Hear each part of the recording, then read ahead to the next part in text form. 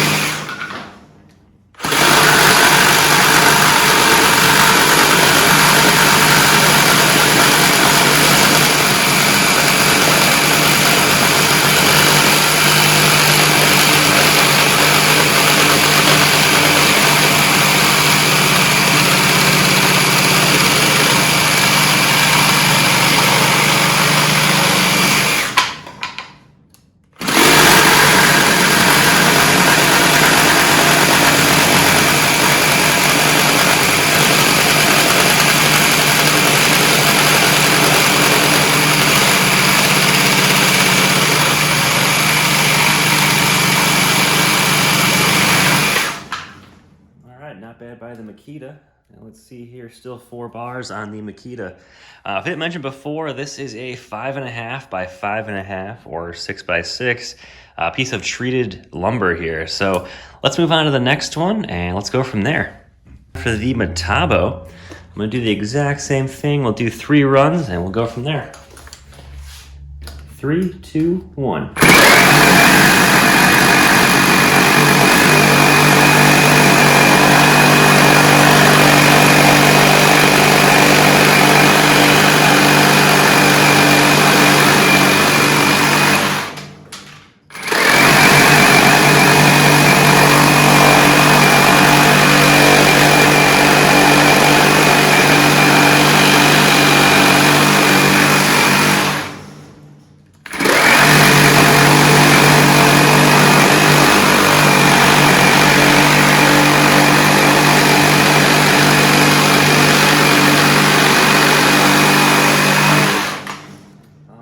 By the Metabo, still at 4 bars on that battery. Definitely felt smoother and a bit faster than the Makita, probably because that orbital action makes such a huge difference when you cut wood.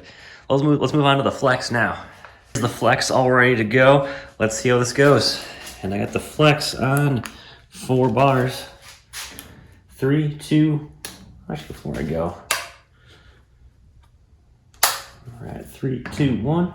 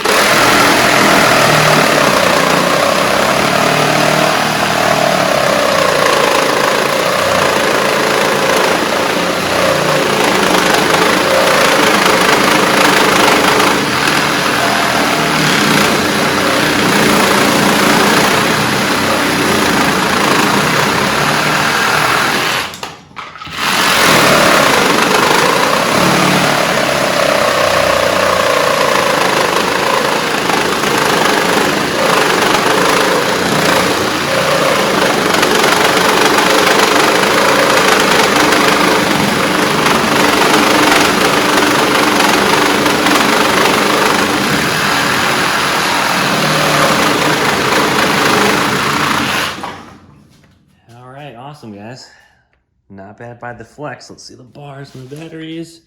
Ooh, showing 1 bar in there. I could definitely tell it was bogging down a little bit there. But let's go back over the test bench and we'll compare some results here. All right, guys, just finished up testing and I'll post the results on screen here. I don't know what they currently are, as I will get those done in editing.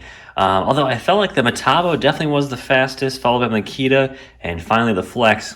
I'm not really doing a versus video here, but I just wanted to show you where the Flex slots in kind of above its category there. Of course, I can compare this to the regular Makita, the DeWalt, the Milwaukee all day long. It's probably going to be very similar to those, but it's worth noting where it comes in at the higher voltages, bigger battery tools here to kind of show you where it kind of goes in there, how much slower it is than just the biggest, baddest tools you can buy. Of course, this is the only model Flex currently has right now in the basically two-handed reciprocating saw category. But this tool is very light, very easy to use. One thing I do like about this tool a lot, just from using it, this is way better than the Metabo. I really don't like the Metabo's basically little chuck here, is the Flex is basically just a one click, it's in, and you can do this with one hand to get it out. It's got a little spring in there, pushes it out, and now it's ready to go for another blade again. So that is really nice. I really love that system. The Makita is on the side, which I've had to clog up a few times on me now. You gotta basically take a pliers in there, pull out all the junk that gets trapped in there, hit some WD-40 on it, and you're good to go again. The Flex, I don't think it will happen too easily to it. It seems like it's a pretty sealed system, which is nice. And of course, it's not as beefy as like the Makita or the Metabo, which are just bigger, heavier duty, basically 36 volt and 40 volt reciprocating saws. So the Flex is definitely in that 18 to 20 volt range, even though it is a 24 volt tool. I would definitely expect to probably get a good chunk more power using a larger battery. Flex is coming out with that pouch style battery, I think the DeWalt Flex Volt style. So really curious to see where this saw can go with one of those, especially a larger one. They come out with like the 5 or 6 amp hour ones. So overall, really cool tool, and right now until the end of the year, you do get a lifetime warranty if you register it. Now, I'm going to do another video on that separately about the lifetime warranty. It's not like a lifetime warranty that's infinite. It does end after a certain amount of time. There's like a limited number of battery replacements you can do, limited number of service replacements you can do, so it's not entirely infinite, but it will cover you basically an infinite amount of time if you don't need to basically get it repaired a number of times. So it's a little confusing how that works, but I'll do that in a later video on how the Flex stuff works like that. But overall, for the price point of this saw, it's actually fantastic, very comparable to the Metabo, because like the Makita, currently basically the one battery reciprocating saw kit is the same price as buying the entire Flex kit with a battery, or sorry, 2 batteries, a light, an impact, and a drill.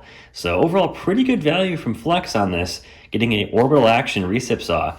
DeWalt doesn't really have one. Milwaukee has one, but it's pretty expensive, and it's also pretty old. If you remember the M18 Fuel Super recip, pretty awesome sawzall. But the problem is it's super old design, it's not in any kits, and it's pretty pricey, about $250 by itself.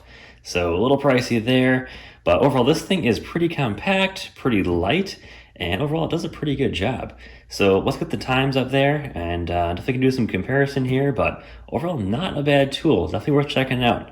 So let me know what you guys think, and other than that, that's about all the features it really has on it. I think we're down to 3 bars in the battery now after letting it cool off, and got the usual rafter hook on there.